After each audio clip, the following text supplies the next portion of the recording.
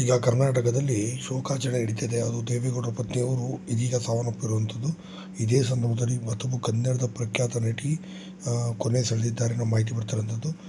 ಹೌದು, ಹಾಗಾದ್ರೆ ಯಾರು ಅಂತ ನೋಡ್ತಾ ಬಂದರೆ, ಇನ್ನು ಪುನೀತ್ ರಾಜ್ಕುಮಾರ್ ಜೊತೆ ವಿಷ್ಣುವರ್ಧನ್ ಮತ್ತು ರಮೇಶ್ ಅವರ ಜೊತೆ ಕೂಡ ನಾಯಕಿಯಾಗಿ ಕಾಣಿಸಿಕೊಂಡಿದ್ದಂಥ ಅದ್ಭುತವಾದಂಥ ನಟಿ ಕಲಾವಿದೆ ಇದೀಗ ವಿಧಿವಶರಾಗಿದ್ದಾರೆ.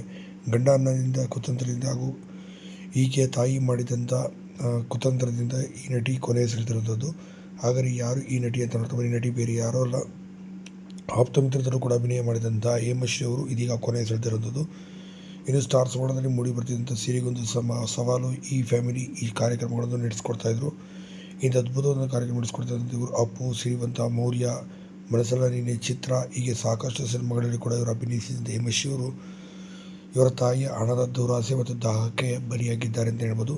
ಮುದುಕನಿಗೆ ಕೊಟ್ಟು ಮದುವೆಯನ್ನು ಮಾಡಿದ್ದಾರೆ. ಸದ್ಯ ಮುದುಕ ಕಾರಿನಲ್ಲಿ ಕರೆದುಕೊಂಡು ಊಟಿಗೆ ಹೋಗುವಂಥ ಸಂದರ್ಭದಲ್ಲಿ ಪ್ರಜ್ಞೆ ತಪ್ಪಿಸುವಂಥ ಸಂದರ್ಭ ಅನಸ್ತೇಶಿಯಾವನ್ನು ಜಾಸ್ತಿ ಮೂಗಿಗೆ ಹಿಡಿದಂಥ ಪರಿಣಾಮವಾಗಿ ಕಾರಿನಲ್ಲೇ ಮುದ್ದಾದ ನಟಿ ಹೇಮಶ್ರೀ ಅವರು ಕೊನೆ ಸೆಳೆದಿದ್ದಾರೆ ಎಂಬ ಮಾಹಿತಿ